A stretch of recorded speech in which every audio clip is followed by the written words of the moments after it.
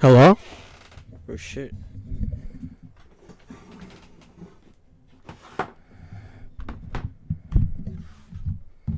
Hello?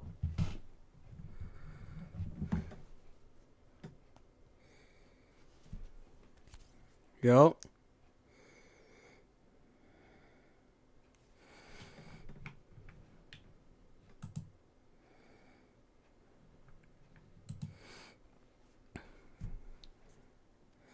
Can y'all hear me? Or no?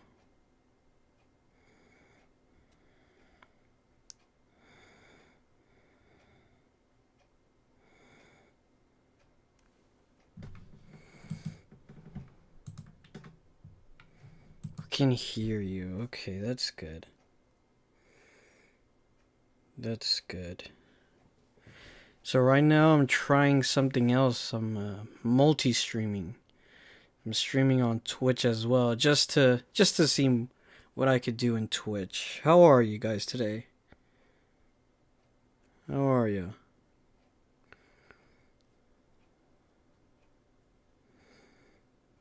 Cool. All right.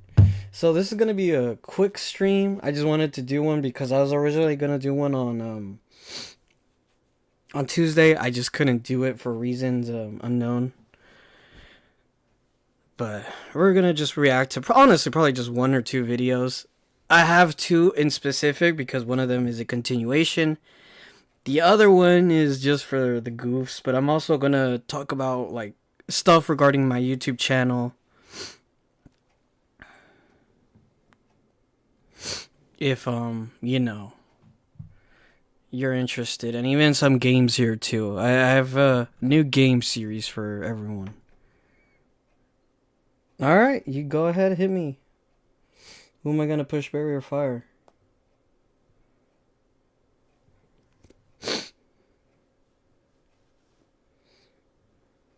Sami Zayn, Jey Uso, LA Knight.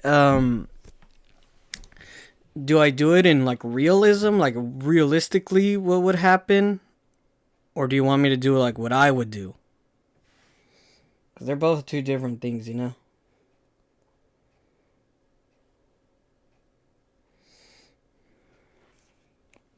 What do you think I should do? You pick. Who do you do? Okay, if I was the booker, push, barrier, fire. If I was the booker, I would push LA Knight. He's good in the ring. He has amazing charisma. He can talk everyone's ass off. He can talk everybody into the arena, which is what you want out of a champion. And then after that, I guess I would bury Sami Zayn, because I would at least still keep him, because that's what you kind of want at the end of the day. But yeah, I mean, in order to keep Sami Zayn, I guess I'll have to bury him, and then I'll fire Jey Uso. I think his usefulness is, to me, it's already overstated its welcome. I feel like main event Jey Uso, we done with that. We done with the 90s. It's over. So yeah. What about you, worst? What would you pick? Push Knight because he was done dirty. Bury Jay and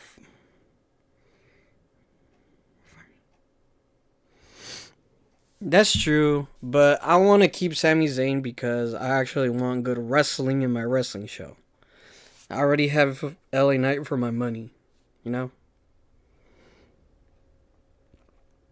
Cora Jade, Tatum Paxley, or Julia Hart. I don't know that much about Tatum Paxley though, because I stopped watching in like fully in 2023, which includes like NXT. So I would Oh, is everything good? Is everything good? Hello? Hopefully everything is good.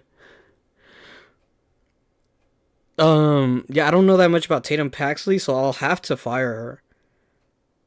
Just because I don't know that much about her. Julia Hart, I feel like I'll push her. She has that spooky factor, and, you know, poor Cora Jade. I feel bad for everything that's happened to her. outside of wrestling because she's had a horrible string of luck, and especially at such a young age. But yeah, I'm gonna have to bury her. I mean, she'll at least get a job, but she's not gonna be like her partner. That sucks. That sucks indeed. That sucks indeed.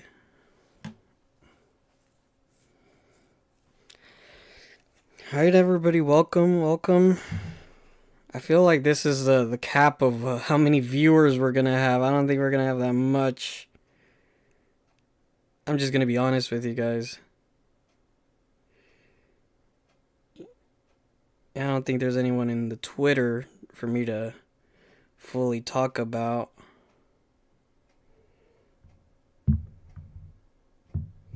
You know? Alright, well, I guess that's pretty much done. What do you think, What do you think, Worst? Push Tatum because she's more interesting, bury Julia, and fire Cora, since Julia has more character. No, okay. I mean, from what I look at Tatum, she has this spooky, kind of like Daphne-ish gimmick from WCW. I don't know if you remember. But they kind of have those type of gimmicks, so honestly, you could just put them together.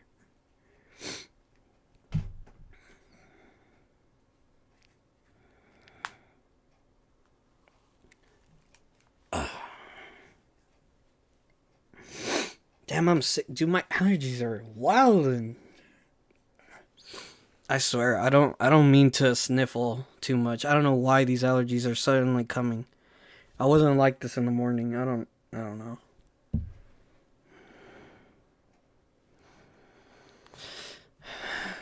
I'm ready for the reaction whenever you are, I think. Alright, yeah, man. If you want more questions, you could always tell them, even if you have a question of the video, I'll gladly stop and talk about it. But if everything, everything comes in your mind, ask ahead.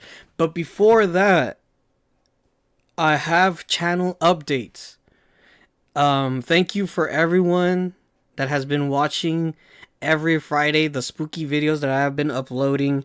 I know it is different from what I usually upload, especially the first one where I just talk about like lost media movies, not lost media, dark web movies. The reason why I did that is because I watched Dark Web Unfriended, and I was like, man, this movie is ass. And so while watching that, I was wondering how many dark web movies, deep web movies there are.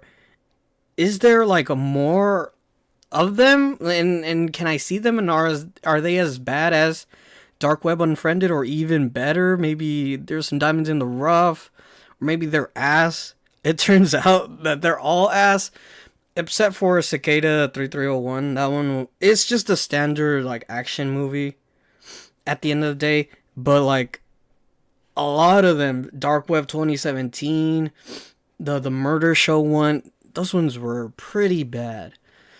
So I want to thank everybody that has watched those videos, the Dark Web one, the clown sightings. I got help from other YouTubers about that one. That was kind of like my first step into talking to you other YouTubers that isn't Worst. Because I see your videos, Worst. I see your videos too, man. So that one was I was kind of doing that for quite a while. The memes into disturbing, from disturbing origins, though that one was kind of interesting to research. I'm not gonna lie, threw me back to a wormhole of like back in the day and how horrible YouTube is. People call right now very cancerish and a very toxic environment. You don't know how horrible it truly was back in the day. It was truly horrible. And yeah, just me talking about 100 pieces of lost media. That one was a challenge. Almost 3 hours of audio, trying to hear it in order to make sure nothing sounds off. Just a bunch of information. Thank you to the Lost Media Wiki. It made everything way easier. But yeah, man, it's very, very, very hard. But it was actually it kind of helped me, go more into depth with my YouTube channel. So I wouldn't mind doing this next year. And I wouldn't mind other YouTubers doing this as like a challenge, you know? But we're almost done with October. Heck, we're done with October tomorrow. So at this point, it's really, really nothing. But yeah, I want to thank everybody with that. This Friday, let's just say it's a fan favorite video topic, and if you like that topic, you're gonna love the video. If you don't, there's many more, other videos you guys can watch. Trust me, you can rewatch them. You can rewatch them. They're not that bad. They're not that bad. So I want to thank everyone for that, and I also want to give a little channel update because I have questions, and I hope you guys can help me out. Maybe it'll lead into something else. It does involve streaming, and it does involve, YouTube videos.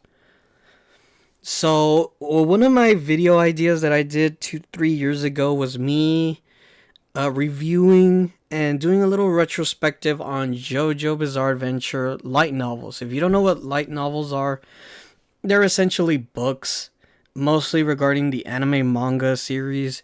And these Jojo light novels are not canon because Hirohiko Araki did not write any of them. At most, he included artwork that he did. Most notably, it's Purple Haze Feedback, also known as Purple Smoke's Distortion. He did artwork for that. He's done artwork for various of the light novels.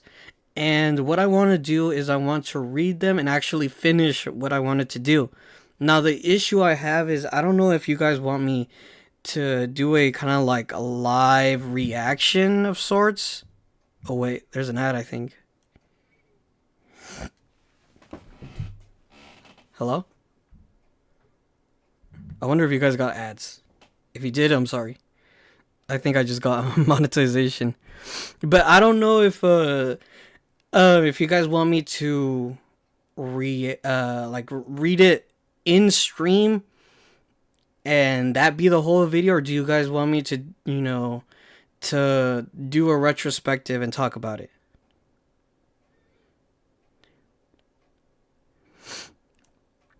I've been doing my own live reactions to the anime Another. That's cool.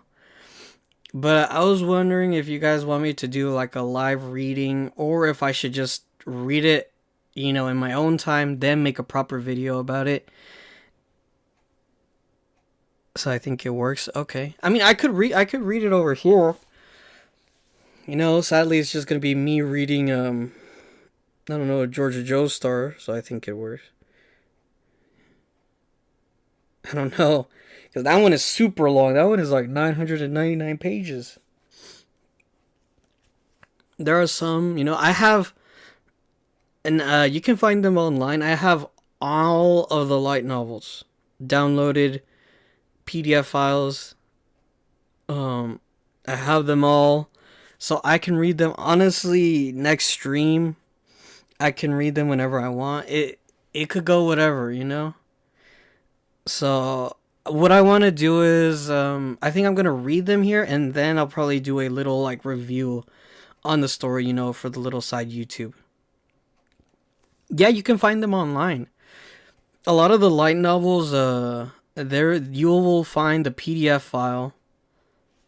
If I'm saying that correctly, I think it is a PDF file.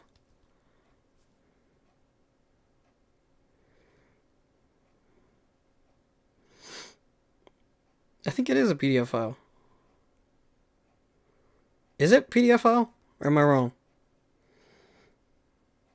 Yeah, it's a PDF file, and it has like mostly all of the light novels. You can find them online. They're in like Reddit or something. I don't want to share it just in case, I get in trouble with YouTube and copyright, all that shit.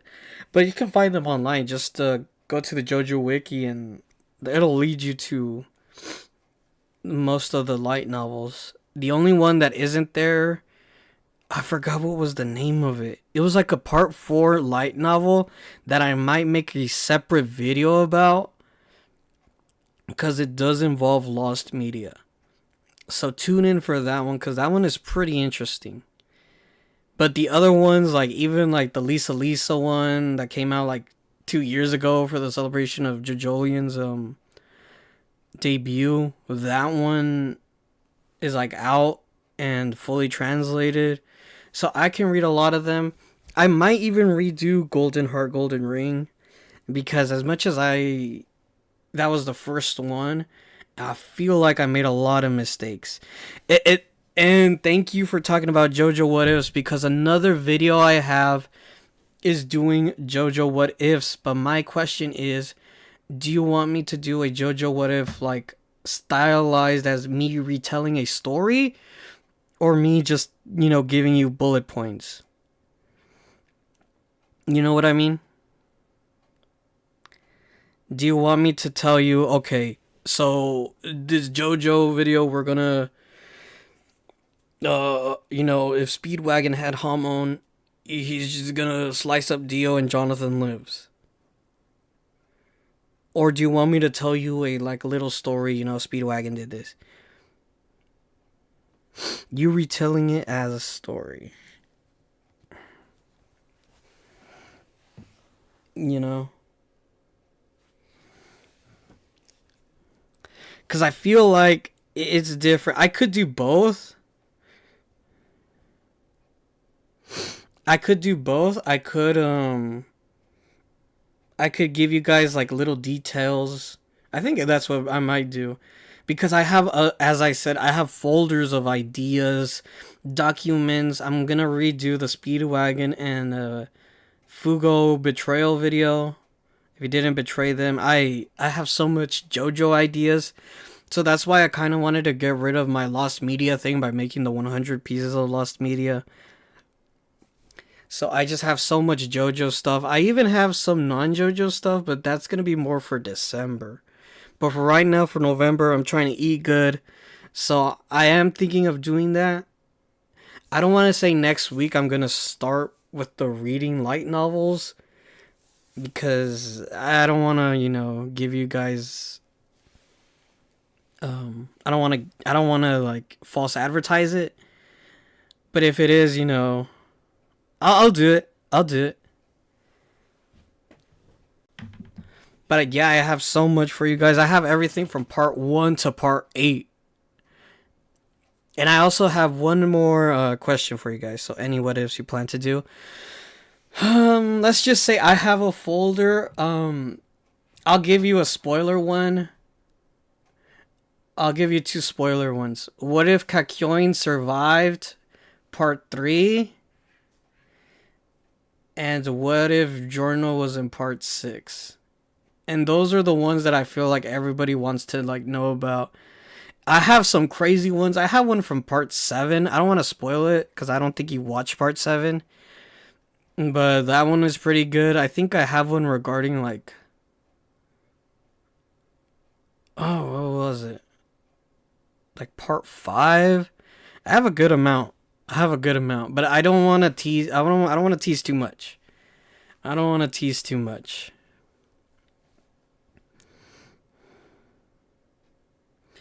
Is the Kakyoin one the one that we talked about a few years ago? I was thinking about that one because I did see the comment you left about it, but I'm not sure. Because I haven't started writing that one, the Kakyoin one. Because I was focusing more on doing the light novel, videos. So I'm not sure if that one is valid. I don't know if I should just talk about Kakyoin just surviving Dio's final blow or him doing something regarding that. I'll think about it. But, you could DM me on Instagram or send a comment. We'll see how it is. I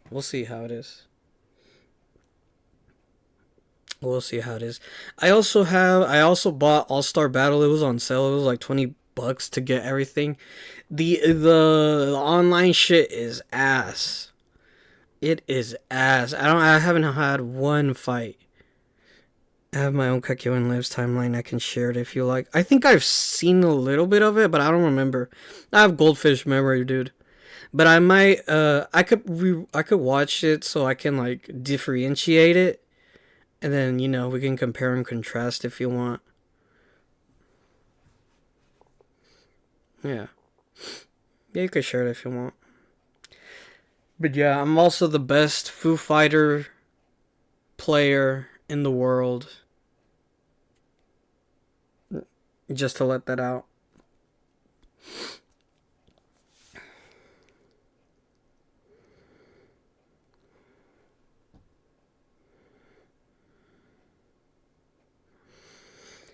Well, I think that's it. Never did a full length video, but some here and there mentioning Kakyoin living in part 3 and other parts. I could do a whole, because I have a theory. I have a, not a theory, but I have an outline of Kakyoin going all the way to part 6.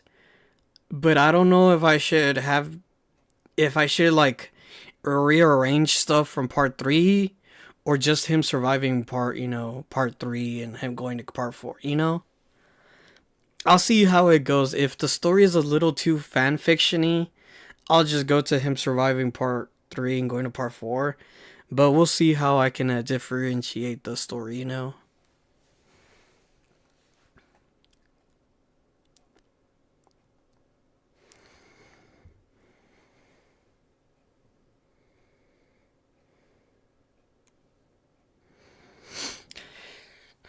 Alright then, well, if anyone doesn't have any questions, if you're done, that was the big channel update.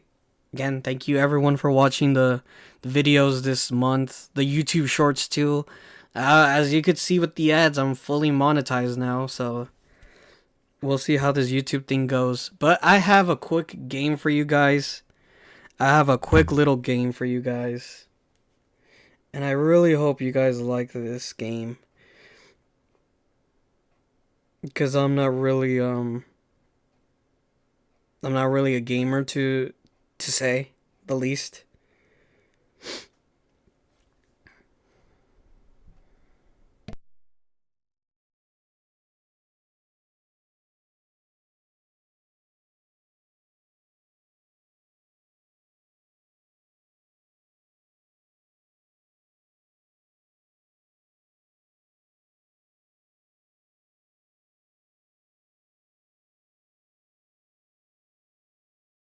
Okay, can you guys hear me? I don't. Hopefully things are good.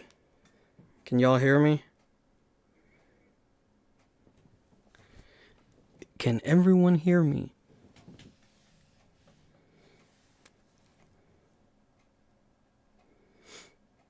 I can hear you. Okay, that's good. So I have a little game to play. So online, I always see people do, build a team and fight, these characters. Today we're gonna do the same thing, but since I don't show my face and I don't know how to use the TikTok Snapchat filters, I made the Jojo spin the wheel challenge. So this might go up as a short or a video. So ladies and gentlemen, we are starting the Jojo spin the wheel challenge. And the process of this game is very simple. We have 3 wheels. And we have five basically sections, rankings to help you with. So first off, we have to find the enemy. Over here we have the name of most of the important characters of parts 1 through 8. So this is very simple. We have a lot of names, Jojo over here. Dio Brando from part 1. We have Prosciutto and Pescio over here. In this wheel, we have the names of, honestly, all of the stands from part 1 through 8. We have Echo, we have Bastet, Star Platinum, The World, White Album, Foo Fighters, Tusk, Hey Yeah, Doggy Style. We have the fucking shot key numbers. We have everything. So this game is basically me building a stand user and trying to fight an enemy. Over here we have the Jojo assists. So these are like little assists that I've created. There is of course Sheer Heart Attack, Epitaph. These are substands. Nothing. We could just get nothing if we spin the wheel. There are three nothing, so it could be very possible. We could gain vampirism with the stone mask. We can get the power of the German engineering. We can get another stand. We could get star platinum. We could get weather report, or we could get the fucking boiler water stand. You know, we could even get a chance at requiem arrow. We can learn spin, hammer, nothing. Yes, there is a stand called Doggy Style. It's in part 8. It's the stand of the one of my favorite users, Rai Momozuku. Who was introduced so late. I really wish there was more because I like his character a lot. He's a cool cat. But yeah, we have the names over here. So first off, I don't want to spin because I don't really know the enemy. So these are the 5 sections. We have, once we pick the enemy, we have the stand itself. So we can pick the stand itself. After that, we have a helper. So this could go south. You know, we can get someone as strong as, you know, let's just say Johnny Joestar. We can get Tusk. He has spin. He has one of the best stands ever. Or we could get fucking Ungalo and ruin everything, you know? You know, we could get fucked. After getting the helper, we can get an extra item. We could get a good assist. As I said, we if we get a bad stand, we could get Star Platinum, or we can get the boiling water stand that fucked Foo Fighters. Who knows? After that, we're gonna spin the characters to see whose intelligence we'll get. Remember, Jojo is about 2 things. It's about intelligence, and we could get someone as smart as like Part 2 Joseph, or someone as dumb as Part 3 Joseph. And then the other thing next to intelligence is luck. We can get someone with amazing luck, like Polnareff, or we could get someone with shit luck, like, I don't know, Shigechi, or Mista. So that's the name of the game. I'll give you guys right now. I'm just gonna do this one because it is very simple. Spin the wheel. Now our enemy right now is Dio from part 3. I know part 3 Joseph wasn't dumb. I'm just using that as an example, alright? So we're fighting Dio from part 3. He has vampirism. He has the world. This isn't high Dio. So this is just regular Dio. So he does have some weaknesses. He's not fully able to use his vampire powers, but he does have regeneration. Does have super strength. He's very, very, very strong. So with that being said, let's see what stand we have. Everyone.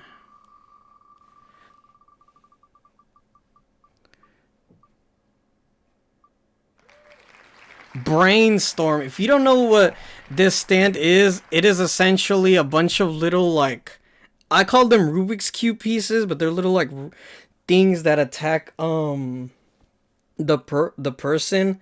It's similar to like the purple haze virus, where it's where it's gonna eat you away. So it is very very, very dangerous.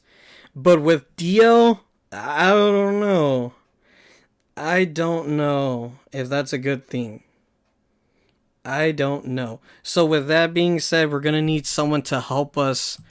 Who is gonna help us?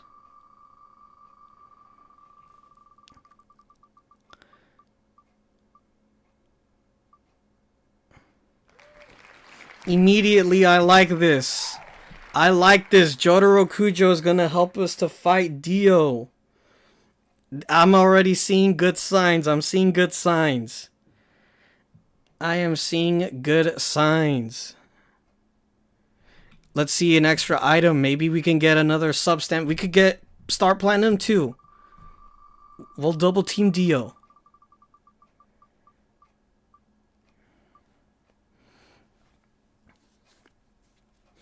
We get the substand known as Epitaph. Again, another strong stand. It's another strong stand. We could basically see the future for like 10 seconds. That's good. So, let's see whose intelligence we'll get. Since Jotaro was picked, we can't get his intelligence, but let's see. Maybe we could be good. As I said, old Joseph. Now, I did call old Joseph stupid. He is not stupid. He's just older with experience. That, of course, does lack his quick wit from part 2, but he's still extremely experienced. He's still very smart. I'm basically winning this. Let's see whose luck we get, because at the end of the day, we could get someone's shit luck.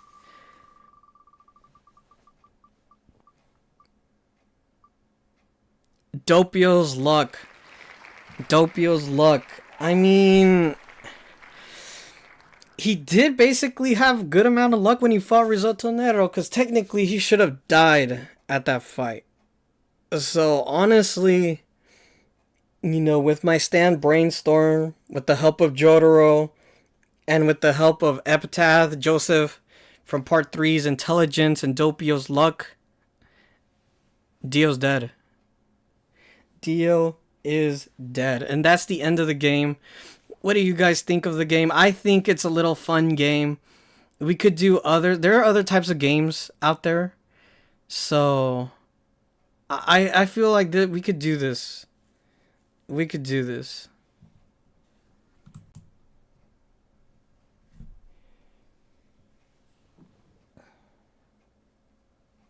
It was cool. All right. Yeah. This is probably going to be like a YouTube Shorts type of thing, you know? But I just wanted you guys to see it. I find these type of games that I see in like TikTok very intriguing. So that's why I wanted to talk about it, you know?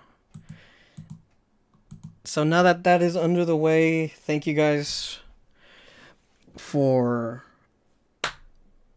playing the game. Seeing me play the game. Hopefully you guys like it. With that being said, let's go to the reactions. We only have 2 again. Very quick stream. Hopefully next week or the week after I can have more videos for you guys. I can make more videos, react to more videos. All that said, I know I'm just been posting YouTube Shorts just to keep me alive. But right now, let's get into reacting. Sorry about that. Alright, so last time we did see the video on if Batman could take down Passione. We saw this one. This one does contain spoilers for part 8. If you don't want to know about part 8 that much, I'm sorry for that. You might have to come later. I apologize.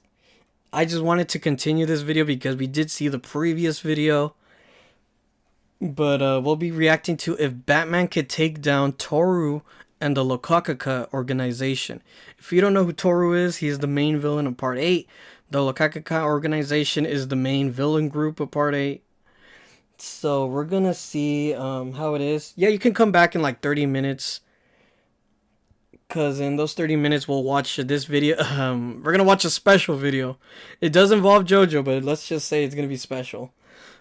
So let's go react to it right now. Could Batman take down Toru and the Lokakaka organization? This is again another rather large, multifaceted question, just like before. Batman in multiple DC continuities has fought in rather large and dangerous organized crime gangs within Gotham and outside of Gotham, whether that be the League of Assassins, the Court of Owls, or a various amount of crime families in Gotham or outside of it. But never a group whose strongest members are all stand-powered rock humans operating under a even greater and stronger rock human. The Calamity and Fate manipulating stand user, Toru, and Wonder Review. While this question I am posing is similar to my last Batman video, the outcome and the feats in order to overcome this organization require something much more out of Batman than ever before. This matchup requires Batman to be at his absolute best in terms of his intellect and fighting prowess. While Part 8 Jojolian has a much smaller villain cast, do not underestimate any of them at all. On a personal... Definitely not. The top tiers of Jojolian are very dangerous. I know everybody's gonna glaze Toru and the Wonder of You, and honestly, they deserve it because they're too monstrous for any normal stand user or any normal person to begin with. There are some heavy hitters in Jojolian. You know, Damo Tamaki, what's his name? Yotsuya, the one with I Am a Rock. That ability is till this day very confusing, but it is very strong. The brainstorm guy, I forgot, was it Urban Gorilla? Dr. Wu, he basically has Thanos' snap. He turns into dust. Poor Tom. That stand, it activates so weirdly, but it is so weirdly strong. Jojolian villains are top tier villains, definitely, definitely. No wonder Juska had to learn spin. Level, I would actually say, for the most part, a lot of the minor villains in the organization can do some pretty heavy damage because of their stand abilities. And in addition, if Batman were to make it to the final grand battle with Toru, the reality of the situation is, regardless of what I have to say, Toru forces Batman into a one-on-one fight with no prep time. So Batman's greatest strength becomes his greatest weakness. Oh, and I forgot to mention, by the way, Wonder View is the strongest stand in JoJo's, or at bare minimum, the strongest villain stand in the entire franchise. Mind you, that's saying a hell of a lot compared to some of the main villain demons in this franchise. So does Batman have what it takes to actually defeat any of them? Would he even make it to Toru in the first place? Could Batman even overcome Wonder Review and its ability to control Calamity? Could Batman even gain a stand like last time to stand a fighting chance? Could Batman even win? Let's figure that out. And oh, by the way, hello, my name is Metas. Hey! Because you guys liked it a lot last time. Meaning that we'll be using two different versions of Batman here. A more general JoJo's Batman and then mainline comic Batman towards the end of the video. Both Batman will not be using outside DC help during any of these encounters. Of course because not. I want to show off what Batman is truly capable of under these kind of conditions. So when it comes to this version of JoJo's Batman, his scaling will be the exact same, just like last time. Having a high intellect and fighting prowess that Batman is known for, the common stuff you find in his utility belt, and being a Batman with several years of experience, and at most I think it would be 10, with feats ranging from peak human to possibly superhuman, just like some of the popular variations of the character that you probably all know, that being like Arkham Batman or the animated series, with his greatest power being, of course, a billionaire. Now, I'll save some of the crazier power scaling for mainline comic Batman for later. For the most part, I want to keep the power scaling pretty tame here till the very end when I talk about him. And on top of that, to make this more fascinating... Alright, so we already know about Batman's strength. Let's go to the Rock humans. So with all the setup out of the way, let's dive into the story. In this version of JoJo's SBR universe, Bruce Wayne experiences the same tragic fate as so many different versions of him across the multiverse, losing his parents, Thomas and Martha Wayne. Oh, no. After years of vigorous training, he becomes the Batman. By this point, he's been operating as Batman for several years and has become aware of the Lokakaka fruit within Gotham. The fruit possesses the ability to regenerate any lost body part, such as a leg, in exchange for eyesight, for example. This process can be repeated as long as the individual can acquire more of the fruit. Additionally, the sap of the Lokakaka retains the same exchange properties as the fruit itself. However, Batman, under critical analysis, realizes the fruit has a significant flaw. There is a significant risk involved in some cases of the fruit being fatal, resulting in the loss of brain functions in exchange for a missing limb. Recognizing the potential power of the Lokakaka, Batman... Now that I think about it, the Lokakaka fruit is kind of ass. Okay, so if you lose, like, for example, your arm, you have to do equivalent exchange. So if you don't take the arm of someone else, you have to, like, sacrifice, like, your left eye and your right butt cheek. And not just that, you find the risk of getting something like rock Alzheimer's or like some sort of rock disease. It is such an ass. Give me a One Piece double fruit any day.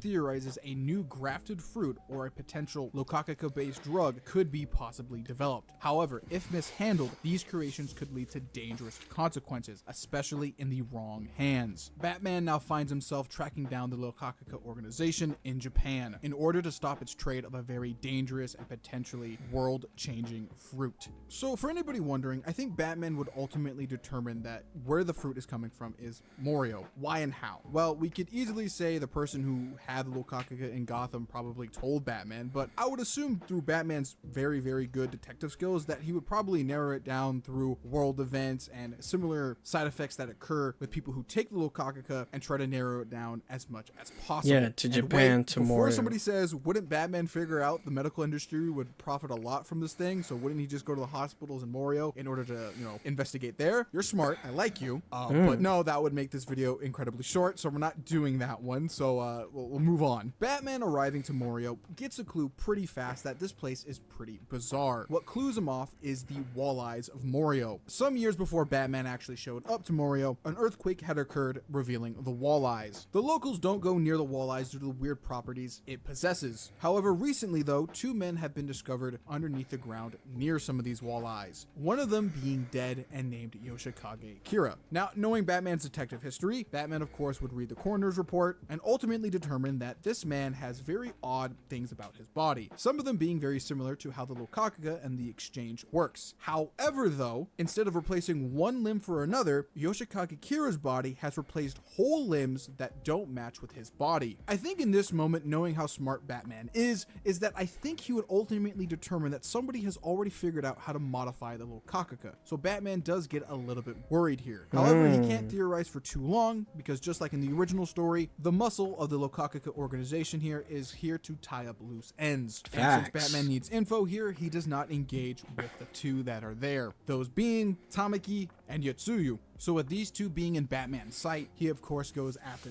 each of them individually to see if he can get any info out of them. So 2 things before I move on. What are the 2 Obviously, things? Number 1, Josuke and Yasuho won't be here. Come up with any reason They have a honeymoon.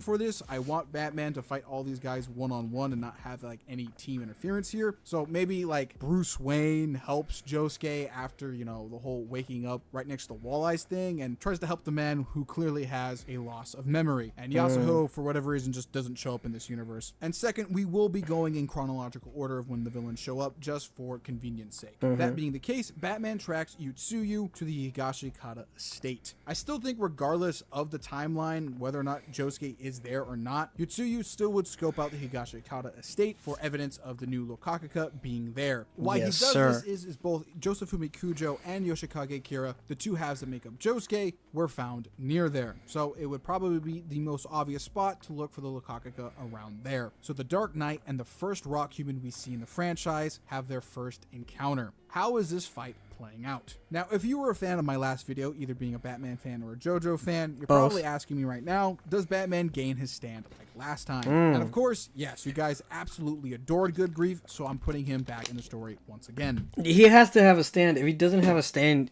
he's ultimately gonna lose. If not, he's just gonna survive and, I don't know, tell Superman or get the hell-raising suit.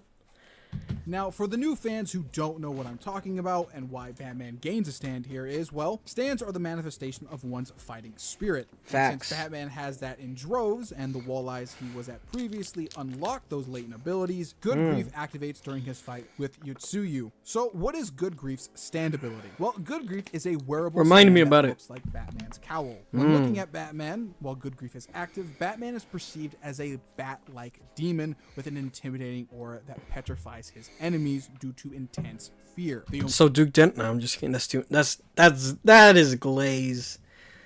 That is glaze. I just wanted to make a joke. That was insane. only downside is strong-willed individuals can break free of the fear. And the stand is not really made for combat. It's just there to kind of amplify Batman's already intimidating aura and abilities. Yeah. While it can parry, that's about as much as you're going to get from it because it's just a cowl. So it's basically like, it's one of those wearable stands like White Album and Oasis.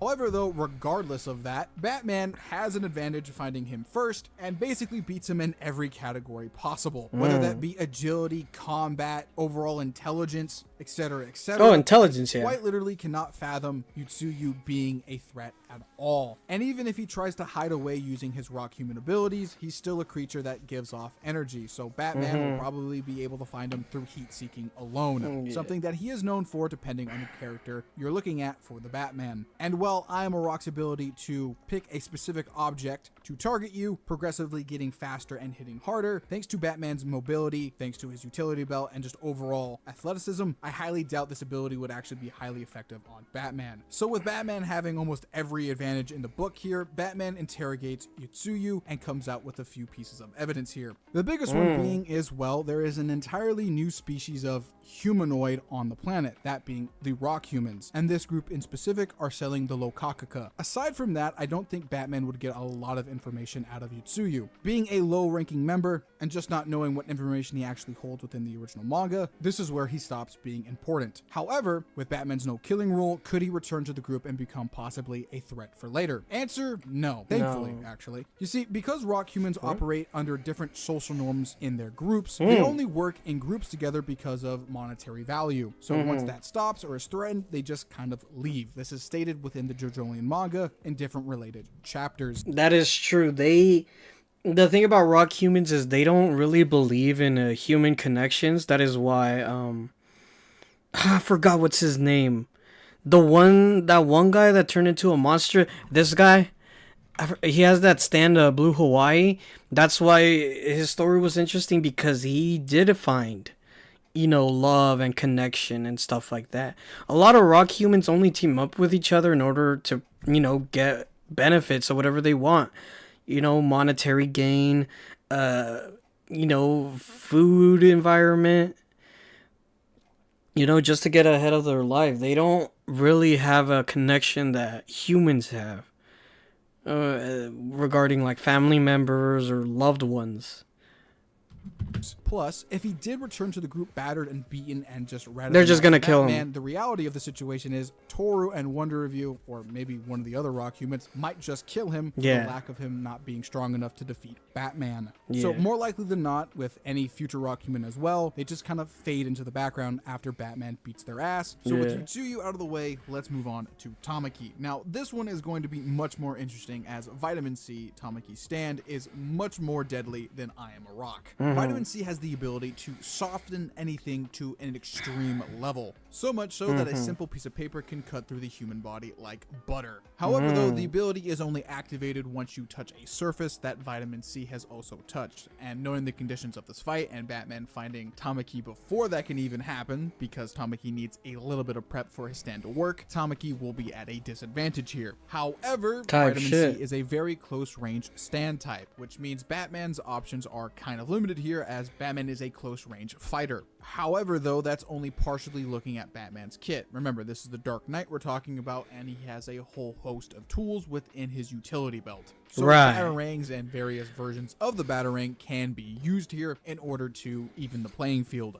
However, though, I will give Tamaki his credit. If he catches Batman off guard, Tamaki actually has a pretty decent chance of actually just stopping this here and now, because if Tamaki stand rushes him with Vitamin C, Batman will instantly turn into a very soft but malleable liquid / rubber. It depends on your interpretation of what you become. Regardless, though, I think this fight's outcome depends on your interpretation of Batman. Do you think Batman just hops into the fight and then slowly learns how Tamaki and Vitamin C work, or Batman analyzes him before he jumps his ass and uses his fear-based background in order to pressure Tamaki, which, mind you, can work. We see that when Tamaki is pressured by individuals who are not affected by Vitamin C that much and know how to fight, he kind of ends up becoming a bitch. So only when he has the power advantage is when he is confident. So while I think this fight might be interesting to watch, it's not going to be very difficult for Batman, as there is a lot of options for Batman to win. So that being the case, what does Batman learn from Tamaki? I personally think a few things. First off, Batman confirms that the Lokakaka organization is definitely within Morio, and it is bigger than he thinks. Second, he probably ends up figuring out where some of the other rock humans are at, that being Aisho and the two Aphex brothers, potentially even Jobin Higashikata. For anybody wondering how Batman figures that out, these guys have all their quite literally dead names on cell phones, so Batman just doing some cross-referencing, maybe finds photos on some of these things, he probably would be able to easily determine who is and who isn't a rock human. Yasuho within the original story was able to do this pretty easily, just doing some very basic research, and even found out about what the Lokakaka was in real life. I like how she literally just Googled him and was like, oh yeah, he's 29 and I found his address. It's insane. basic searches. So I highly doubt Batman wouldn't be able to figure that out either. Remember, one of the best detectives on the entire planet, by the way. So how do we move forward from here? Two of the strongest members of the physical Lokakaka selling group have been defeated. The reason why I asked this is to correct a mistake from my last Batman video. Initially, I thought Jojo's affected Batman, but not vice versa, which led to one of my funniest comments of all time. I love the fact that somebody thought Polnareff would use a bat signal to call Batman. It still sticks with me to this day. It's so fucking funny every time I look at it. But with that being the case, Polnareff would now do that. projecting I ain't even thought gonna into lie. This scenario, what are the chances that some of the Rock humans, after a few days of not getting in contact with some of these characters, and maybe rumors going about that Batman is within Morio, is it possible that some of the Rock humans leave because that's, well, their nature? Somebody is now pressuring them, the power is slipping from this area. Is it worth it to actually stay in Morio while Batman is doing this investigation? Now thinking about it, I think for the remaining Rock humans, it would be much easier for themselves to reintegrate themselves back into society somewhere else on the planet. And if for whatever reason they don't do that, Batman is going to beat all three of their asses. And it's bad. Like,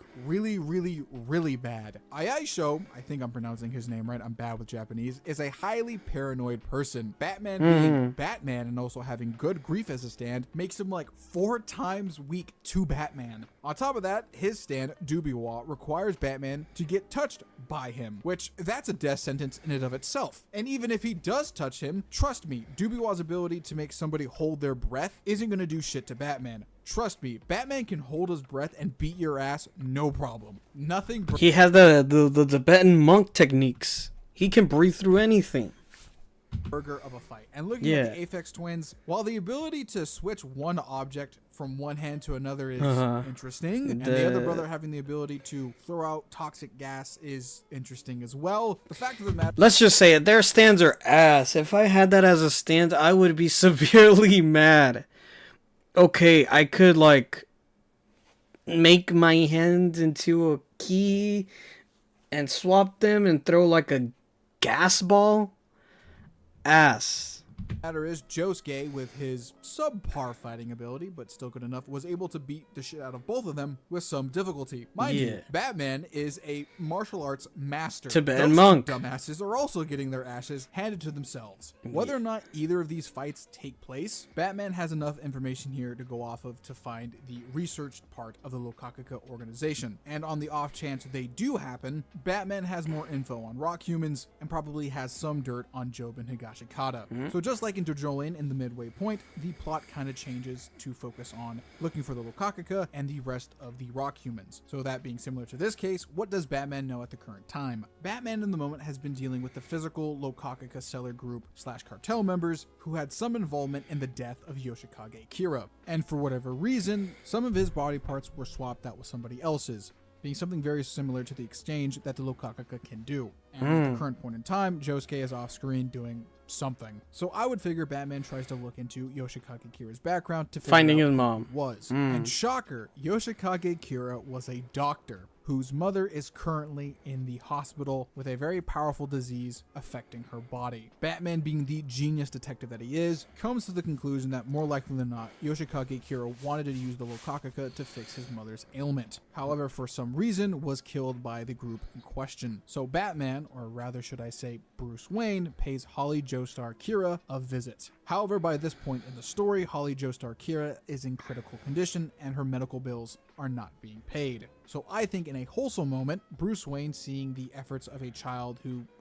couldn't save his mother, picks up the weight and pays for her medical bills. A very wholesome moment that I think Bruce would honestly do. It's so in character for him, and I honestly love it. However, on the flip side of that, Batman figures out a lot of information here. Holly is clearly being tested with the Lokakaka fruit by the hospital. Whether or not he figures that out as Bruce Wayne or sneakily figures it out as Batman by searching her medical records. In that moment, as either Bruce Wayne or Batman, he figures that he's currently the most deep anybody has ever been, surpassing even Yoshikage Kira in this conspiracy. I would figure that maybe Batman would laugh or chuckle. The fact that, of course, the medical industry would totally love to abuse the ability of the Lokakaka and what it can do. There is something strange happening at this very hospital. Now, to give the original Jojolian crew some credit, Batman is going to have to do some digging here, unlike the original team, which had a whole person come up to them and then kind of spoil where the group was. On top of that, a whole event happening at the Higashikata household, then doubling down on that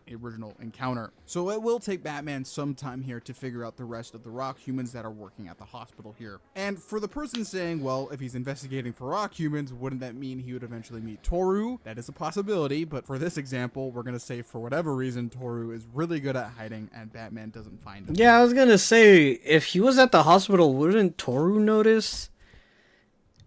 If he does find him, we'll talk about that later. Moving on to these Batman's next done. fights. Now, they can go in any order, it really doesn't matter here. However, after each consecutive fight, Batman slowly learns who the main boss truly is. So just like in release order, we'll start with Urban Gorilla. Now, yet again, I think this is going to lead to another Batman victory because of utility belt usage and regular Batman gear being an obstacle for Urban Gorilla and his stand Brainstorm. Brainstorm's ability, in contact with flesh, will slowly start to dissolve said flesh, and there is no way to remove it once it gets inside your body. However, if quick enough with some water, can get rid of the stand easily. However, the main problem here is that Batman really doesn't expose his skin all that often except his head area. So in a 1v1 encounter, Brainstorm is kind of useless, due to the fact that Batman would be able to easily figure that out and then just range him out until victory. Unless in an alternative scenario, Urban Gorilla is next to his rock animal, which is pronounced like this, and I'm not going to say that for like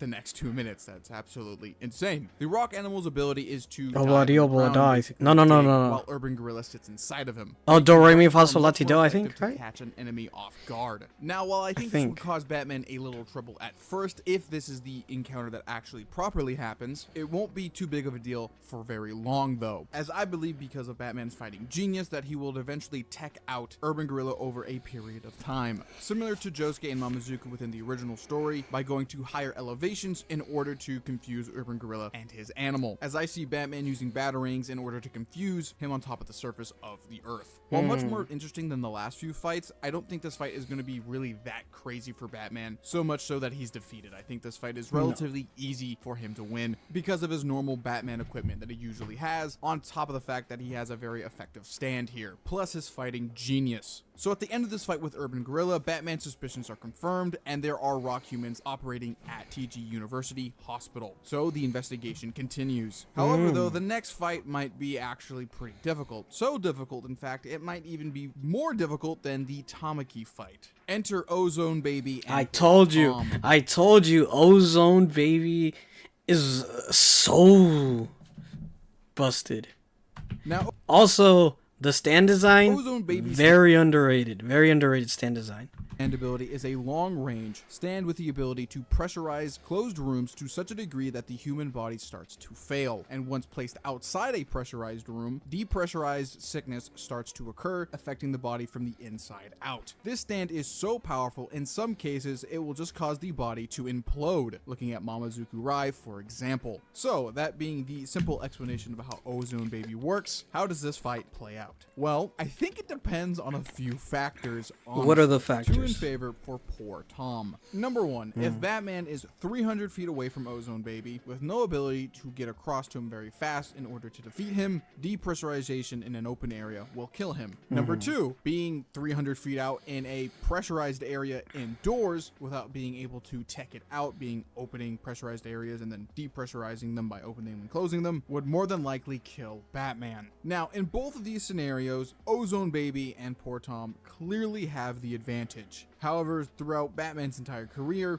and what we've seen in this video, Batman is usually one hunting these guys down, always being in close proximity. So the absolute worst case scenarios in favor for poor Tom, more likely than not, won't happen. However, though, that doesn't mean Batman is off the hook yet, because being closer to poor Tom means more pressure, meaning that Batman in a split-second decision would have to do something pretty drastic. Similar to how Josuke defeated poor Tom, he would have to throw something at poor Tom to either deactivate the ability or render him unconscious. vicious. Now, Batman does have a few options here, either being concussive grenades, smoke grenades, batarangs, something that he can throw. Or alternatively, when poor Tom is pressured, he does get scared very easily. So he could use Good Grief just to deactivate the ability through sheer fear alone. However, Batman, because of the pressure, would ultimately take some heavy damage in the process. So basically, Batman would have to aura farm on Ozone Baby and poor Tom in order to win, which is really funny in my mind. Just like, fluxes. I imagine him just standing over poor Tom, and poor Tom's like, oh my god, stop it, please, god, no. That's just how I imagine it. Now, jokes aside, I think Batman can do this. However, to give poor Tom his credit, just like Tamaki, he can be killed by this stand. Definitely. However, I think it's not a guaranteed kill because Batman does have options here, so we can move forward. And our next rock human, of course, is Wu Tomaki with his stand, Dr. Dr. Wu. You don't know how many times when I originally read Jojo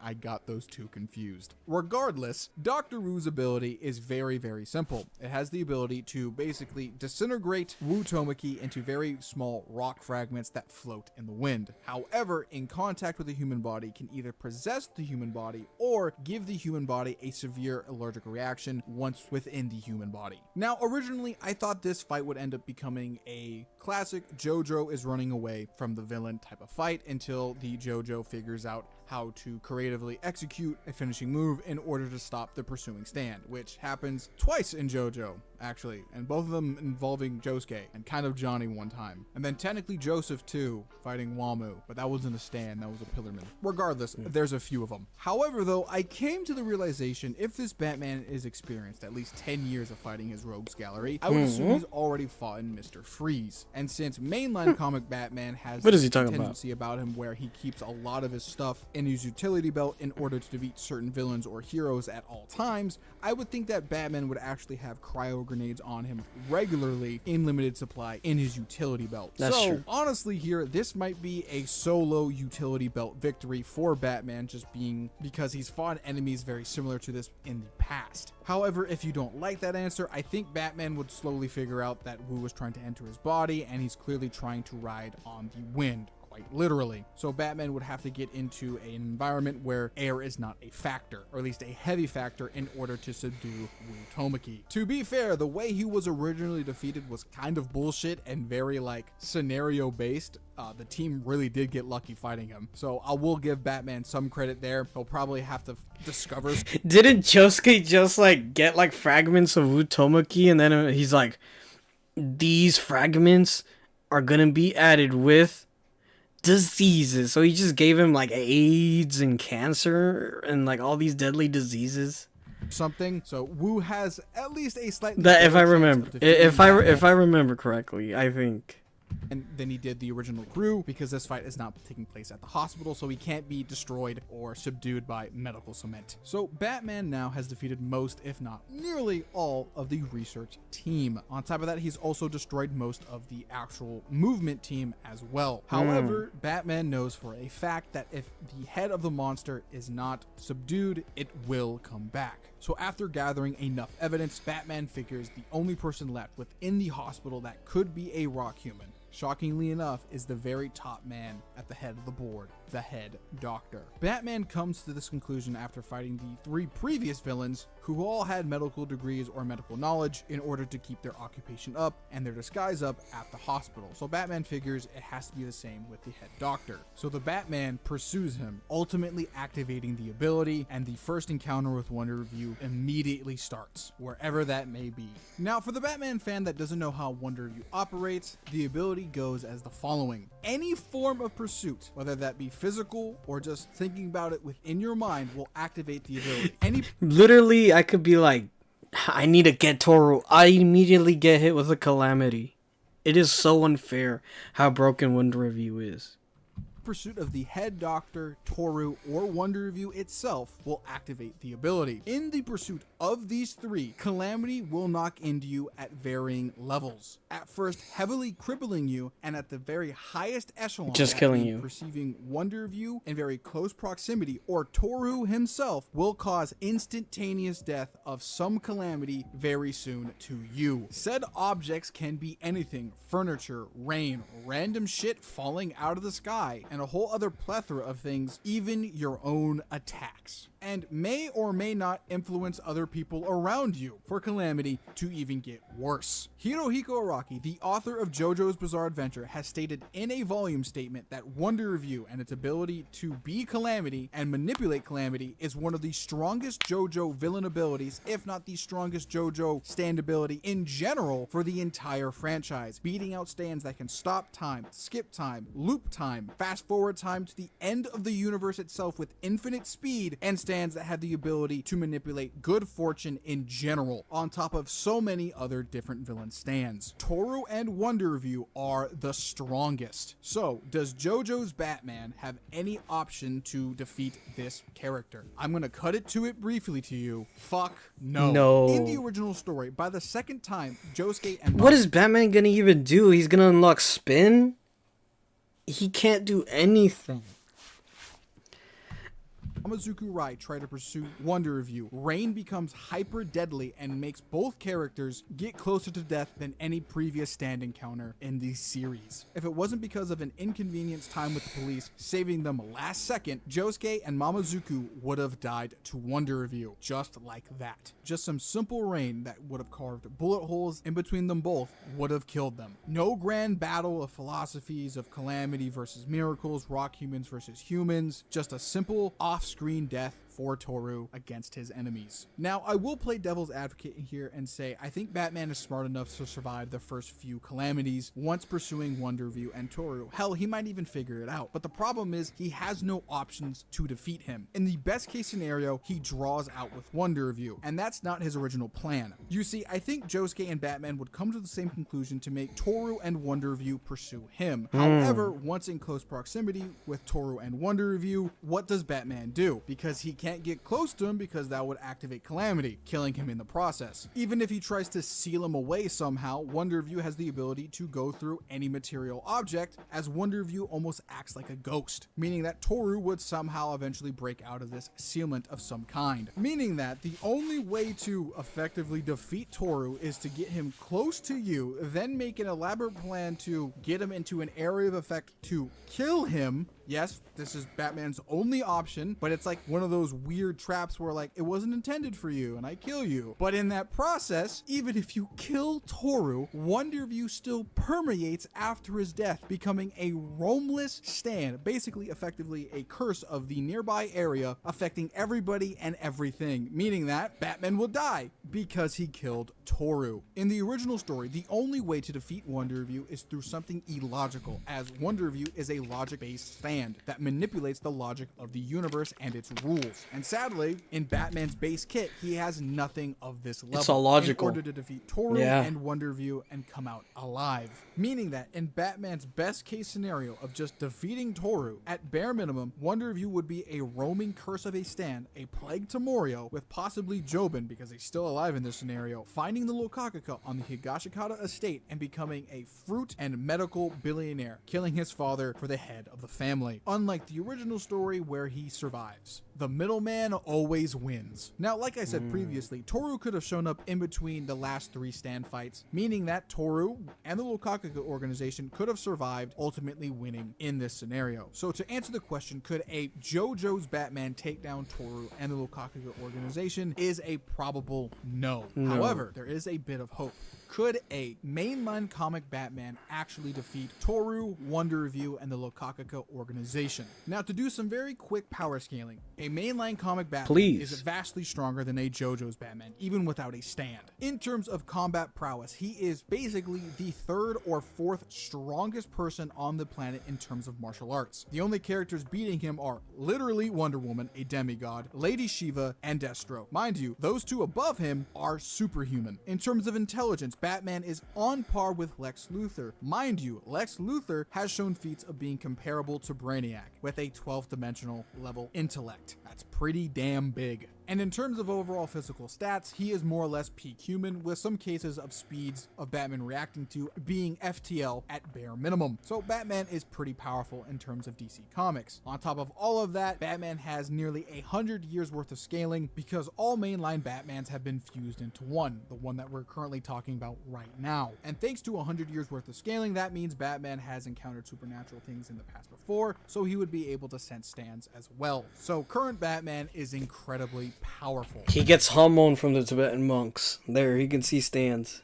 Throw that Batman into one of his Justice League Buster suits and he immediately becomes stronger than Wonder Review. But that's in terms of stats. But again, we come to the dilemma of fighting roaming Wonder Review and how to take it out. Remember, this version of Batman could defeat Wonder Review, but the problem is you have to permanently defeat Wonder Review through something illogical. Now, DC's scaling is really busted. I'm just gonna make that plainly obvious off the bat. So if Batman here is given a little bit of prep time away from Wonder Review and has the ability to call on allies, somebody like Hal Jordan for example, they could in theory will into existence something illogical to defeat roaming Wonder Review. Now that's just one. We could possibly bring in Constantine, Santana, possibly Superman and his whole host of weird objects he has in the Fortress of Solitude, maybe Wonder Woman and the Greek gods help, etc, etc. However, I know a lot of power scaling fans don't like to do that, as people really do want proper 1v1s with no prep time or outside help. I totally understand that. However, you can make an argument saying that, well, if Josuke originally in the story had like a week to prepare and think to actually properly encounter Wonder Review, I think you could give Batman the same grace. So here are my final thoughts. Could Batman take down Toru and the Lukakaka organization? In terms of 1v1s, whether that be a Jojo Batman or a regular mainline comic Batman, no. Thanks to the weird caveat of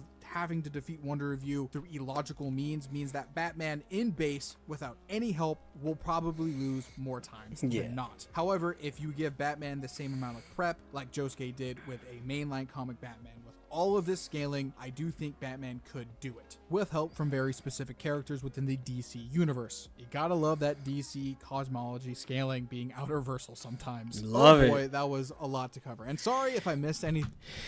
Yeah, basically is what I thought would happen. Batman could be the majority of them, but once he gets to clearly Toru, but as I said, Damo Tamaki, poor Tom, their stands are just too overly broken, just so weirdly set up, and it's very like condition based, where if everything meets their condition, they'll just one-shot you and you'll be dead. Now, there are some useless ass stands like the shot key, shot key numbers. Those were, I don't even know. Batman could just take them out, I think, even without a stand. That's how ass they are. But, I mean, the Wonder Review is just too broken.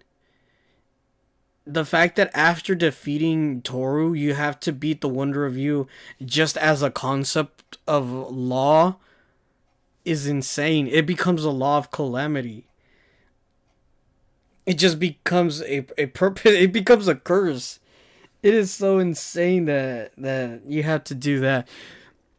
But again, W Metas, love this video. I love him talking about Jojo. This Batman series was great.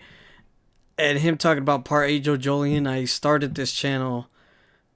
Some of my biggest videos was talking about Jojolian, so this does take me back when I was reading Jojolian when it was coming out.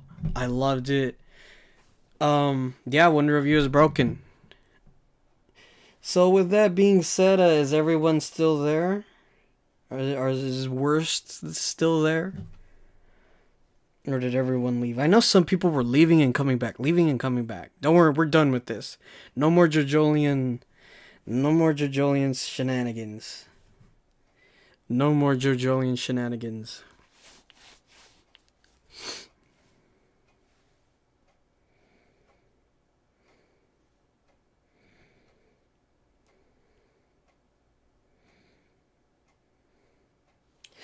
Oh, I didn't say hi to the people in Twitch. My bad. How are you, damn Sagare? I'm doing good, dude.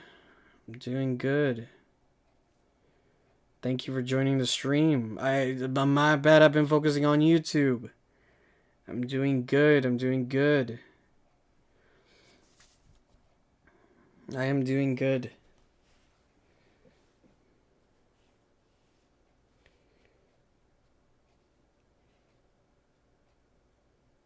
Alright, well. Again, W video by Metas. It is time for the final video. This was a pretty long video, but a very good video. I was so entranced that I almost forgot to react fully. But now it is time for me to give my proper reaction to the final video. Which JoJo stands are the best for gooning? We have to answer this question. And I have 3 immediately. The fact that the majority are in part 5 is insane. But I got 3 stands. I have 3 stands that would go crazy for gooning. Number 1, Spice Girl. Now you might be saying, whoa, that's insane. I'm not talking about gooning to the stand. I'm talking about the standability. Because anyone could fuck any stand. But the standability that would go crazy for gooning, imagine making something as soft. Like, technically, Dumbo Tamaki and Vitamin C can go crazy. But you'll risk yourself going malleable as well. But I know that she can make anything like rubber. I know that shit would go crazy. Another stand that would go crazy for gooning is Golden Experience. Now I know what you're saying. How does this stand? How would this go crazy, Tax? You know, Golden Experience's main ability is to make life. Excuse me. One of its abilities is making, you know, missing organs and missing body parts. Golden Experience could literally make a pocket pussy. I'm not joking. It could literally make a pocket pussy. I know it would go insane. And number 3 is a crazy one. Because I know people are going to be like, what do you mean? The other 2 kind of make sense. But the third one, I know. I know this one would go crazy. Number 3. Well, number 3 could be stone free, but that's only if you're into BDSM. If you're not into BDSM, kind of useless as stand. But speaking of part 3, I feel like Foo Fighters might go crazy. I feel like Foo Fighters might be crazy for gooning. My bad. Think about this. Plankton. I know Plankton would go crazy. Because that's an actual, like, humanoid stand, Plankton. I know it would go crazy. What does everyone over here thinks? What stand would you use for gooning? Go react.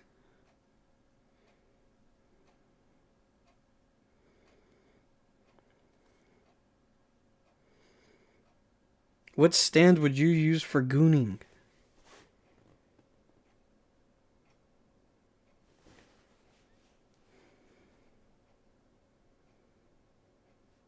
Alright everyone, if it's done, let's start the video. How many times have you as a JoJo fan been looking at some of the many stands in the series and asked yourself, how effective would this be when it comes to making my pearl volcano erupt? Me personally, I know that I've asked myself that question on multiple occasions. I mean, Time Stop could be the ultimate edging stand. Nah, I gotta stop. In a series full of so many niche abilities, which would best serve me when it comes to the old hand to gland action? Hey, don't judge me, you're the one who clicked on this video. I can't judge him. I can't judge him. As we all know, there are only 24 hours in a day, and one thing that you can never get— Is he gonna literally say that he can accelerate? Is he gonna say made in heaven so he can accelerate the amount of times he goons? He could slow it down. I don't even think you could slow it down. You could, I guess, speed up Minuteman action.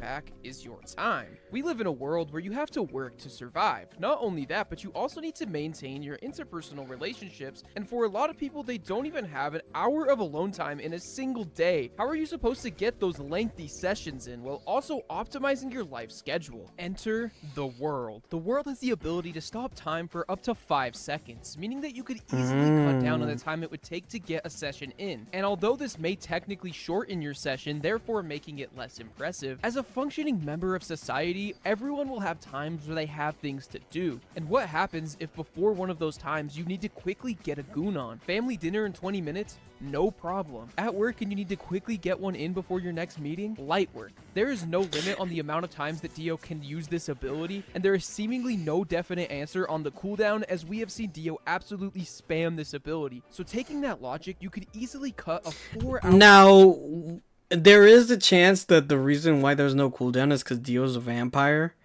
Because Jojo did use it sparingly in Diamond is Unbreakable. Because if I was Jojo, he should have just spammed it when fighting Sheer Heart Attack. But, yeah, I mean, the world as one of the best gooning stands, I already said it, time stop. You know, shout out Juice Man. Perfect stand to be a power bottom. And if you are a top, I know that shit would go crazy. Our session down to under an hour. Oh my god, imagine stopping time and then just pounding someone. Oh my god. Of that, everybody knows that the biggest nerf to gooning comes in the risk of being caught. Unless you live alone, there is always a chance that someone may just walk in on you during your marathon. However, with the world, the second you are about to get caught, you can activate that ability and get your pants back on in a flash. Long gone are the days of telling your parents or roommates that you deleted the virus, because with this ability, a whole new It would have already of been possibilities deleted. has opened up. Can you use Star Platinum the world because Star Platinum has better precision? While talking about a topic such as this one, it's extremely important to be inclusive. Everybody is into different things, and what you might find odd might be somebody else's cup of tea. You may love wine, while somebody else might find it disgusting. Feet. I'm talking about feet. In a world full of fetishes, the most popular one would... What about hands? We hand shaming now? Far and away be feet, and that is exactly where Highway Star comes Oh into my play. lord. Highway Star has the ability to segment his body into many pieces, breaking... Dude, the people that are into feet, one, he turns into mini feet, and two, he could smell anything. Remember, Yuya was the same guy to like smell that someone was mad. He was able to tell that one of his girls was sitting down for a long time by smelling her ass sweat.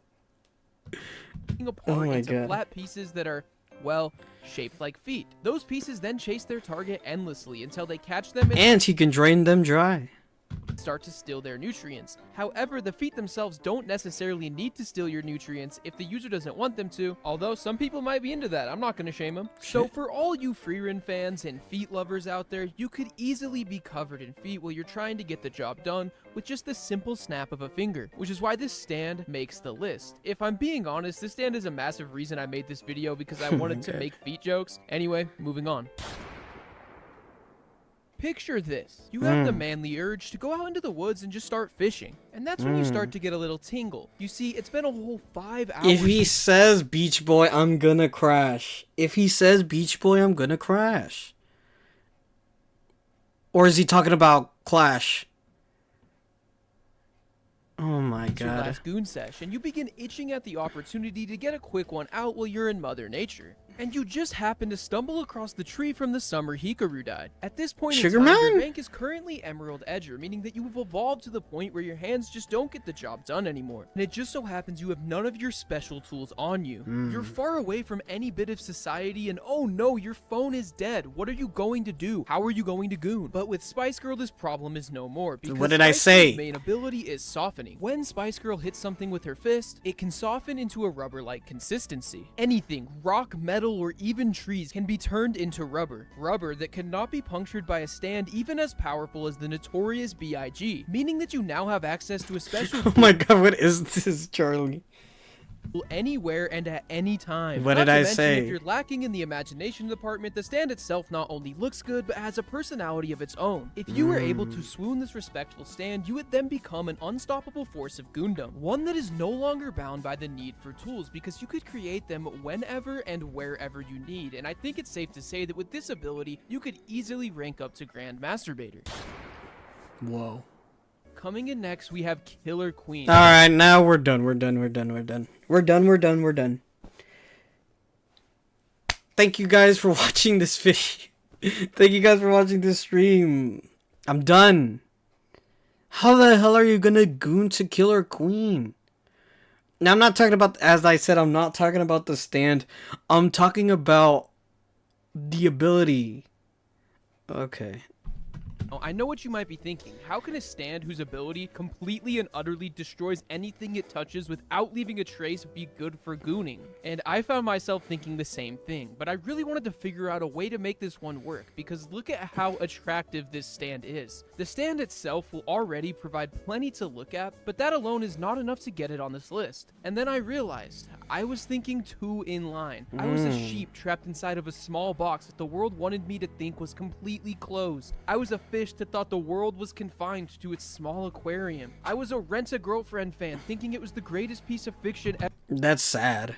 ever made. I was a fool, because you see, Killer Queen gains a new ability called Bites the Dust. Bites the Dust will plant a mini killer into the Oh, I see what he's doing. He's saying that he can use Bites the Dust to goon infinitely. Oh my god.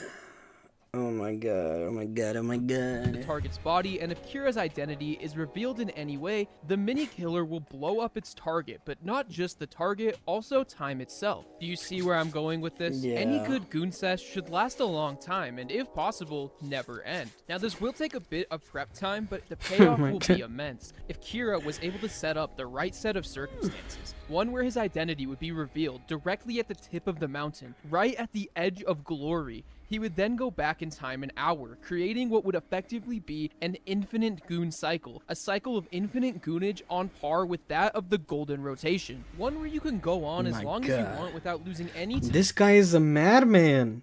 He wants to do the ultimate gooning cycle? This is insane. Time after Bites the Dust activates, and I think we can all agree that this ability would work greatly in your favor. Jesus. What is the worst part about gooning? When it comes to gooning, let's just say your arm is going to get extremely tired. And if you're doing this all the time like any real gooner, well, let's just say you're going to end up looking like Quagmire from Family Guy. And what are you going to do? Use your other arm? No, that's disgusting. And that's where the best ability in all of Jojo comes in, the spin technique. No more are the days of needing to do all that work on your own, because we now have access to the power of the golden ratio and the infinite spin technique created by Tusk Act 4. When Tusk Act 4 touches a person or an item, it will imbue said target with an infinite spinning motion, one that will never stop unless Johnny hits that person or item with equal spin in the opposite direction. The main reason this isn't higher up on the list is because you do indeed need a horse in order to gain access to the golden spin, meaning that it does take a little more prep time than you would want if you were going to start a spontaneous goon sesh. But now that you have access to the goon for as long as you want without having the issue of getting tired, this brings up a whole nother issue. Once again, you do not want to get caught. But never fear, because with Tusk Act 3, we now have access to the spatial wormhole. By shooting himself with a spin-imbued finger, Johnny is able to suck his body into the hole it creates. And by moving the hole while he is inside, he is able to reposition himself wherever he wants, meaning that you would never need to worry about someone walking in on you during your vulnerable moment. And because of the nature of these spatial wormholes only allowing the user itself inside of them, you could technically use it as an alternate dimension that is only for gooning. On top of that, anything that isn't the user themselves will be destroyed when they go into the wormhole, meaning that you would never need to clean up. Oh man, let me get this video over with. This does not feel good. I'm good with Tusk. You know what? I like Spin. I like Steel Ball Run. I love Johnny. I love Tusk. The Stand. No, I would not. Just give me the old hand. The old reliable. I'm good. What is your worst possible nightmare? Drowning? Burning alive? Never living up to your parents' expectations and your entire family disowning you because you're a worthless idiot who makes videos on which JoJo stands are the best for edging and gooning and no one will ever love you. Worse than any of Yes. those things is accidentally ending your goon sesh early. Now I know what you might be Mm. thinking. That's a rookie mistake. That's some bronze beater activities. No one worth their salt would ever make that mistake. However, in the event where you do make that mistake, it can make even the most sane person fall off the deep end. And that's where one of the MVPs of this hypothetical comes in, Crazy Diamond. Crazy Diamond has the ability to Oh my revert anything God. back to its original state, which effectively heals people. This stand immediately lowers the floor for entry, as even the most willy-nilly, unserious beater could correct any mistakes they have made. Not to mention, if you accidentally cause any damage during that process, that is no longer a problem. Now, it is worth mentioning, Josuke is not able to use Crazy Diamond on himself, and what do I say to that? When did I ever say that you had to be the one using the stand? If you could convince the stand's user to help you out in your goon endeavors, this could make even the worst of players an absolute force to be reckoned with. I mean, there is a theory that says that Josuke has a mental block where he can't heal himself. My theory about using... Oh my god, what am I gonna say? Crazy Diamond as a gooning type. I did mention Juice Man. He did say the ultimate virgin stand is Crazy Diamond because you could just turn anyone back to a virgin. I don't know what you could do with Crazy Diamond for yourself. Like, I was gonna say, even if you could heal yourself, you can't. What are you gonna do? Redo the nut? Is this stand kind of a crutch for beginners? And seasoned vets might not find the same joy in this ability? Yes, but that's exactly why it ranks so high. The entire goal of gooning comes in the end result, and arguably the worst part about it is that once you get to that peak, that is it, and then you have to wait in order to do it again. But what if we could bypass that limit in a similar way that we did with Killer Queen, but instead of having to go an entire hour back in time, you could just go 6 seconds into the past. Mandem. That's right. Mandem. We're going to be talking about Mandem. Mandem allows Ringo Road to go back in time Yeah. 6 seconds upon twisting I could his see that watch. one. Now, contrary to popular belief, which is that the watch is part of his stand, it's actually only a mental activation that Ringo has placed upon himself. Meaning that theoretically, you could make the act of reaching the end of the session the activation requirement. This would allow you to achieve a near godlike status where you can keep that goon hypnosis active for literally as long as you want. This is an ability that should only be used in the hands of the most experienced degenerates, as a mere mortal may not be able to handle the pleasure that comes with it. Now, you may be thinking, what could possibly be better than this stand? I mean, it literally allows you to goon forever, but trust me, I have one. But first we need to get into some dishonorable mentions, Oh, because Lord, in the no. process of looking for which stands would be the best for gooning, Kunim, so you could Kunim, so you could turn whoever you want. Nah, I don't know. High Priestess, I could. Nah, I don't. I mean, isn't High Priestess ability just turn whatever you want? You know? I have also found a multitude of stands that would be horrible for it. So let's go. Emperor is a gun which allows Whole Horse to control his bullets as well as Oh, that would materialize suck. the gun whenever he wants. This wouldn't be any good for getting the job done. However, after making this video, I would like to use this stand on myself. The Fool is a stand which grants its user complete control over the sand, allowing the sand to take form in any way its user wants. In theory, this could be great. However, if you're curious on why it's bad, Surface is another good stand.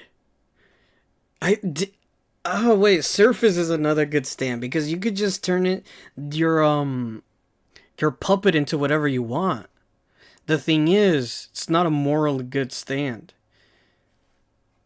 Go put some sandpaper in a can of Pringles and talk to me when you're finished. Yeah. Yo-Yo Ma, although being humanoid and having a mouth, has acid saliva which melts through its target's Hell skin. no. Some people might be into this, but unless you want to ruin your oh-so-special places, I'd stay away from this one. Seathin is the stand of Alessi, and if you think that this ability would be any good for gooning, please click off this video and walk yourself down to the nearest police station and turn yourself in. And finally, I have any of the transformation-based stands. Jojo has plenty of stands which allow their user to create illusions of people or transform their user to looking like whoever they want, and although this might sound like a good thing, I can't imagine any of the transformation abilities like Surface or Earth, Wind, and Fire in a way that wouldn't be extremely creepy or an invasion of privacy. But now we have Yeah, as I said, it will be creepy, and you are a super degenerate if you were to ever think of this. It's not. At the end of the day, though, trying to get a nut in, it's not the worst stand. Made it, and it is time for the definite best stand for gooning in all of JoJo's Bizarre Adventure. What did I say? The best stand, golden experience. He could literally make a pocket pussy. Alright. Before I get any allegations for putting this stand so high, let me make it extremely clear. I am indeed a Beastars fan. Gold Experience I'm not a Beastars fan. I don't know what he's gonna talk about. has the ability to give life to inorganic items, turning things like a suitcase into a frog or rocks into a snake. That does not lend itself well to gooning at all, other than the fact that the stand itself does look pretty good. However, once Giorno Golden experience does look fabulous. I ain't gonna lie. stabs himself with the arrow and evolves his stand into Gold Experience Requiem, it becomes insanely good. Gold Experience Requiem exponentially increases the speed and I see what he's trying to do. You goon, but you will never see the truth of the goon. You will never see the end of the goon. No matter how hard you try, you will never finish, and you will never see the truth. Gold Experience Requiem is the ultimate gooning experience. power of Gold Experience, but its main ability is to nullify the actions of whoever opposes it. Now, before I get to why that is a good thing, we need to go back to the definition of gooning itself, which is a state you reach after a prolonged session. And what better way to prolong your session than to nullify the action of finishing itself? Hold up, let me cook. Much like Killer Queen in that infinite goon cycle, if you were able to set up the perfect set of circumstances, one where the user of Gold Experience Requiem does not want you to finish gooning, and you force them to use that ability on you, you would now be in an infinite cycle where you will never finish the sesh for all of eternity. One where you finishing the session will be infinitely nullified, resulting in the ultimate form of goon. One where you can never reach that finish line, never make it to the tip of that mountain, where your river will never reach the sea, your sun will never set, where your curtain will never close. You're never going to be able to come, that's what I was trying to say. Yeah. It might not be ideal, but isn't that the entire point of gooning? To find the joy in the pain, the light at the end of the tunnel? With this stand, you would enter a higher realm of being, and evolve to find something that's even better than the goon itself, that is for you and only you to experience, making the person stuck in that loop. Is this guy trying to make a motivational video out of gooning? How did he talk about Jojo Part 5 Golden Wind, talking about Golden Experience Requiem, how it's the perfect ability for you to pull your little pulled pork sausage, and how did he turn that into a motivational video about life? God. And they say the JoJo community is dead. Greatest of all time. This whole list has been about innovation, and I don't think any ability in the series innovates gooning the way that Gold Experience Requiem does. And that's all I have for this video. Sorry for the long break since my last post, and I'm sorry if you made it here and had to subject yourself to all the nonsense I spewed in this one. If you like this style of video as opposed to my more analytical content, let me know in the comments, but for now, that's all. Peace.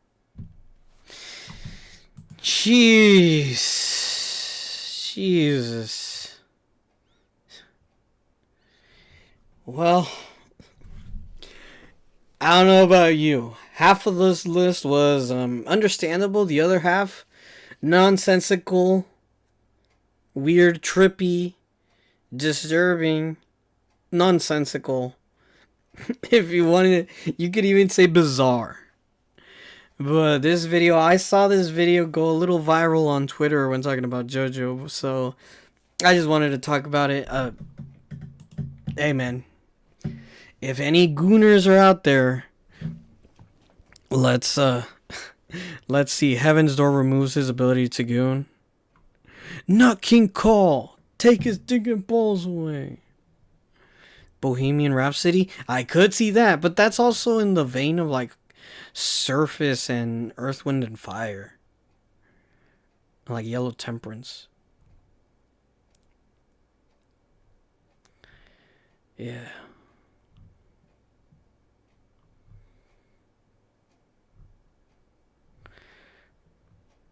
Oh my god. Nobody. Damn, I'm just cracking it. Spice Girl. Dude, Spice Girl. You know what I'm saying?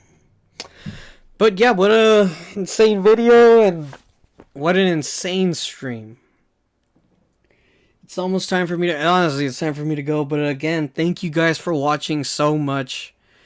It has been an honor to come back to stream and talk to you guys. Hopefully you guys have a good day. If you didn't, hopefully it does better, you know? Hopefully it goes better. I know the shorter stream than usual. Usually I do 2 hours. This was just been an hour. But this is just me to thank you guys for the awesome month that it has been with the daily Friday uploads, the YouTube shorts, the new channel updates. I am going to be reading some light novels. I am going to do some more what ifs. And I might do some more, reactions. So thank you guys for watching this video. If you watching this stream, I mean, yeah. Love you guys. Take care.